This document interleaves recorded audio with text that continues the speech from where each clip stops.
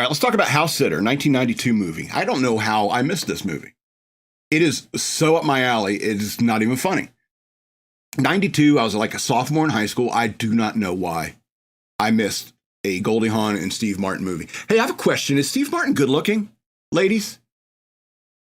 Every time I look at him, I think of the guy with the arrow in his head and playing a banjo, or he hates these cans, you know?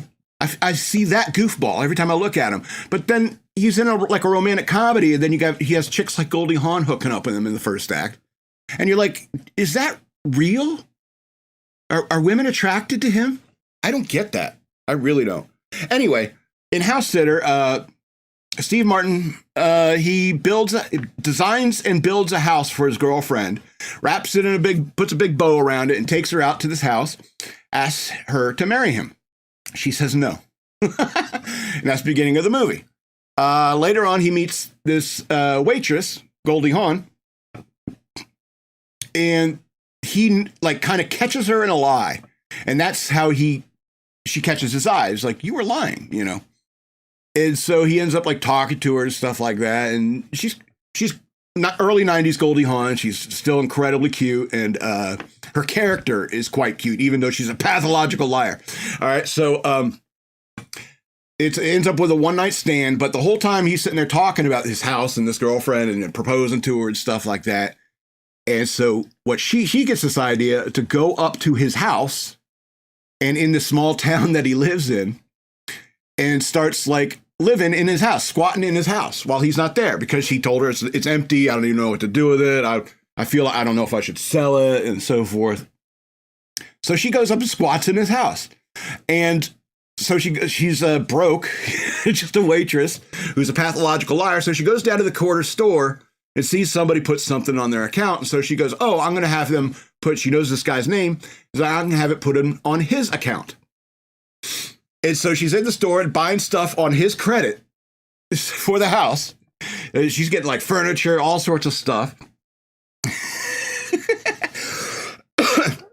And so but because she's in this very small town, people are noticing her and using his account. And it's like, who are you? And why are you using his account? And she's like, oh, I'm his wife. We got married. And they're like, what? And so all of a sudden, this normal, boring guy's life got incredibly interesting because this hot blonde is living in his house, claims to be his wife, and he's not around. And all of a sudden, he's an interesting guy. He obviously catches on to what she's doing. And so he goes up there to confront her about it. But he runs into his ex-girlfriend, who's like, well, you know, after meeting your wife and seeing you through her eyes, I can kind of see what I missed out on. And he's like, oh, my God. So he goes and tells Goldie Hawn, all right, we got to work together on this lie so I can get her back. And what I love about this movie is that it's about the art of bullshit. All right. It's just these two people who agree to start living this lie in order to make their lives more interesting with certain goals. Like he wants to get his girlfriend back. And as you can might imagine it, they actually get together, Goldie Hawn and Steve Martin. That's, I don't know, it's kind of very predictable that way, because they fall in love with each other because, you know, they're caught up in these lies. They're spinning these yarns just to keep the lie going. And then they're like adding new lies when their objectives shift. They're adding new lies when they're angry at each other for the BS lies they've been telling before and stuff. So, because they're making up ridiculous stories. Like Goldie Hawn says how he met him was she was in the hospital with all these bandages on her after a car wreck. And they started talking and stuff like that. And he married her without ever seeing her. And then on her wedding night, he unwrapped her. And I thought, oh, like, yeah, that really happens in real life.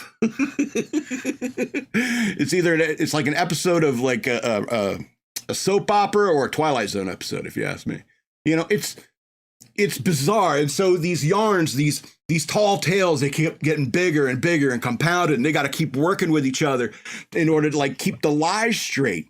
You know, and she is like making up stuff about him that accidentally repairs his relationship with his father and stuff like that. I mean, it's amazing, right? The amount of BS that's going on in this movie. And my favorite, there's one scene that's my favorite. They're having this like, it's the final act. And they need a mother and father for her character. And so she gets these two homeless people from outside her apartment and brings them up there. Because her dad, she told a lie that her dad also served on the same ship that Steve Martin's boss served in the Second World War. And so, I got to meet your dad. And so his boss has got to meet this dad. They're going to butter him up and try to give him a promotion. Anyway, very convoluted, a lot of lies to keep track of. But the point is that you as the audience are able to keep track of them because you get to see what they see. You know, you're third person omniscient. And so her fake dad runs into his boss and they have a conversation. Hey, you know, USS, I think Philadelphia, USS Philadelphia. Hey, oh yeah. It's like, hey, one word for you, Midway. And this homeless dad of hers, she goes, oh, what a night. And you're like, what? We took 2 torpedoes right off the bat. Boom, boom. And I'm sitting there and his boss is sitting there like, what the hell are you talking about? Midway was like during the day. And we didn't get hit by torpedoes. Anyway, so it's funny. And because later at the party, the boss comes up to Steve Martin's character and he's like, and Steve Martin's immediately apologized. Look, I want to apologize for her father. You know, it's like, and he says, no. Bernie was always like that. And you're like, what? He's like, you've never met that man before. And you're just like, oh, no, that's exactly who he was. He was crazy. And that was like the scene where I broke up laughing and I died laughing. I said, I got to review this movie because they eventually decide to live with the lie so that they can keep this relationship together. Living with these fake stories that they came up with, like she was having an affair and with an old boyfriend they made up named Boomer, and it's so ridiculous. But they decide to live with the lie because they love each other. It's kind of interesting. It's about the art of bullshit, and it's a 10 of 13 stars movie. It's still one of those. They cranked out a bunch of these romantic type comedies, starring Steve Martin, Goldie Hawn, and people like them.